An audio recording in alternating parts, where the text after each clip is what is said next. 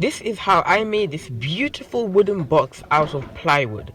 And it's not just a normal wooden box, because the joints I used on this box were half lap joints, which I have never done before. It turned out really nicely, and it got the desired effect. So without wasting any more time, let's get right into the video.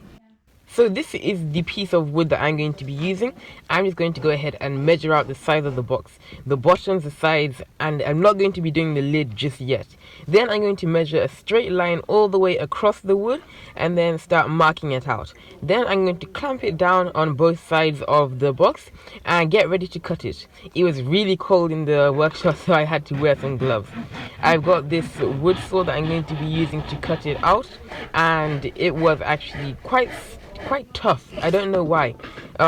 It's a lot harder than other wood that I've done, and it's only plywood. So then I'm going to be sanding down all the rough edges, making sure that they're perfectly level. I'm going to be using a 6-inch disc for that. Now I'm going to cut out the rest of the sides. These are going to be the long sides and then the short sides. Alright, so I finished cutting out the long sides of the wood. Now I'm going to get an angle iron and clamp it in the vise, and then I've got my wood that I'm going to be using for the short sides of the box. So I'm just going to unclamp it, and this is where they are going to go. I'm going to mill out the section that I'm going to be using to make the half lap joint.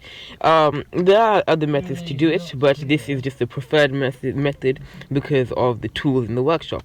I'm just going to put it in the chuck and turn it on. Now turn on the lathe, and now I'm going to start milling the joint. This is actually one of my first times using the milling machine on wood, but since it wasn't too complicated, I was just going in straight lines. It was not too difficult at all. I needed to do it on only 2 of my short sides of the wood. That way the longer sides of the box will just slot in there and have the desired effect. Now I'm just going to sand down some of the burrs from the wood, and that is what the box looks like before the glue up. I've got this huge tub of glue that I'm going to be using. I'm going to start clamping it up. This was one of the most difficult clamping situations. It was actually really hard because I didn't have many big clamps, and it was just quite difficult to do. So now I'm going to start cutting out the lid as the glue is drying. I marked out the bottom of the lid just before gluing it up so that I could get the perfect size.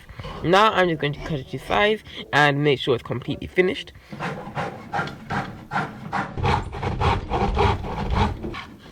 Now I'm going to go ahead and unclamp it, and that should fit perfectly in the middle of the box. But first I'm just going to sand down some of the remaining burrs or splinters or whatever you call them on wood, and I'm going to sand down the remaining pieces of the wood. Now that I finished that, I'm going to start marking out what the actual size of the lid is going to be, because that was just the inside part, so that the lid would actually remain put. So I'm just marking that out, and then I'm going to go ahead and cut it out using the same method as before, just clamping it to the side of the workbench and cutting out both of the sides. So as you can see, that's the middle part that fits perfectly in there. I put a bit of double-sided tape just so that I can see how it fits. Now I'm going to start spreading some glue onto the lid so that I can stick on the smaller piece of wood there. Alright, so I finished gluing this up. I need to go ahead and get the smaller piece of wood and start positioning it on top. Hopefully it doesn't move during the glue up, it should be fine. So I'm just going to go ahead and start clamping it down. I used many clamps to just be sure that it will not move. I'm just looking for an extra 2 clamps. There were some on the workbench over there, so I'm just going to go ahead and take them and put them on the wood. Now I'm just going to go ahead and leave it to dry.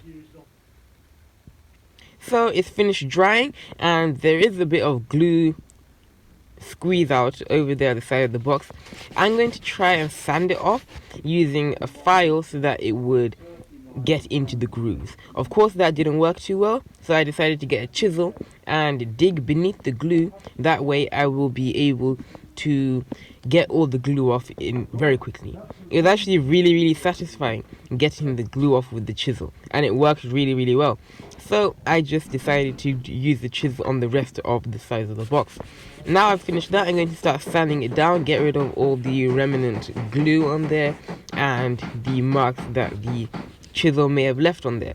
I'm just going to be using a decent looking finish on there. And now I'm going to get the sanding machine and I'm going to start sanding all the outside of the box, including the inside of the lid and the outside of the lid.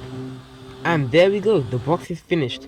I decided to keep it like that. I'm going to finish off the box off camera, but I think it turned out really nice. Look at that joint. Alright, so that is the end of this video. Please leave a like on this video, subscribe if you're new. Also comment down below what you thought of this video. See you next time.